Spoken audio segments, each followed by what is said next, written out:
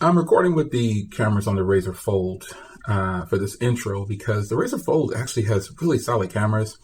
I'll be comparing it to, say, the Galaxy S26 Ultra, a phone that's considered a high-end phone.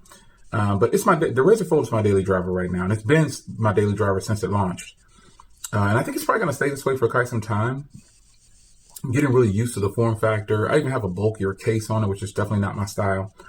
But it just goes to show how much I really like this phone. So last night when I decided to leave the house and go on a couple of mile walk, and I typically don't focus on anything but my workout. But as I was nearing the end of my workout and heading back up the path that I had taken, I just started taking photos, and I saw some really good photos. And I thought, let me take these photos and let me see how well the Razr Fold can handle this in a somewhat lower light setting. And I was surprised.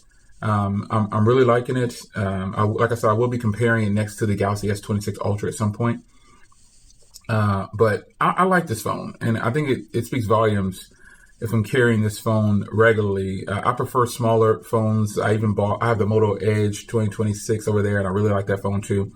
But the cameras obviously don't measure up to these cameras here. So this, in fact, is the rear cameras on the Razr Fold. And let me show you some of the things that happened last night when I was exercising, and I wanted to show you what the footage looked like. It was about 8:30 at night during this time. Take a look.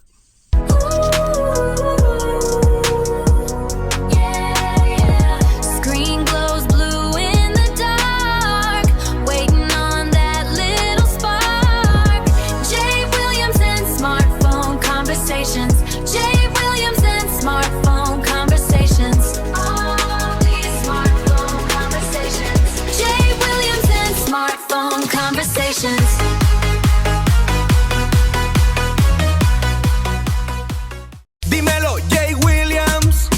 Yeah, yeah, yeah, yeah. En el club con la noche a 100, pero solo pienso en ti, amén.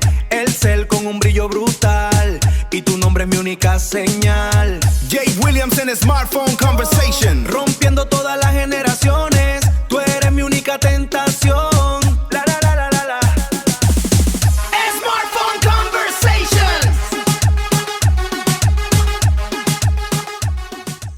So the Moto Razr is really one of the more complete foldables offered in the US, simply because the video cameras are good. It takes great photos. The battery it'll far exceed any foldable in the US right now. They've done a great job with that. The software is very solid. Some people say they feel some type of way about Motorola software, but I think the software is solid. I haven't had any issues. But in the end, that's definitely your personal choice on whether or not you want to grab the Moto Razr Fold. I'm not trying to sell you on it. I'm just giving you a follow-up on it because I have a lot of foldables. And I'm just impressed with the Razr Fold more than I thought I would be. Remember, I called it DOA before I had it. I asked who was it for. But as a creator, and I want to experience as much tech as a tech enthusiast, I ended up liking it. And I think my history on this channel is I definitely do that a lot.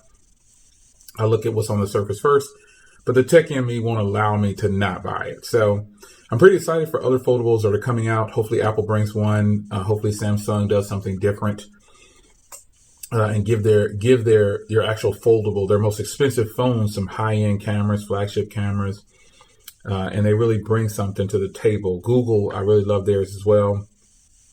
But the Google video cameras are just not where they should be for the price. Photos have always been on point. On every pixel, the photos are great. But the Motorola Razr is somewhat of a complete package. Even though I like the other phones a little bit better than this phone, video cameras and battery life and just the experience, it's actually really solid. So wanted to take a second look at the cameras on the Razr Fold. What do you think? How they do? I'll see you in the next video. Take care.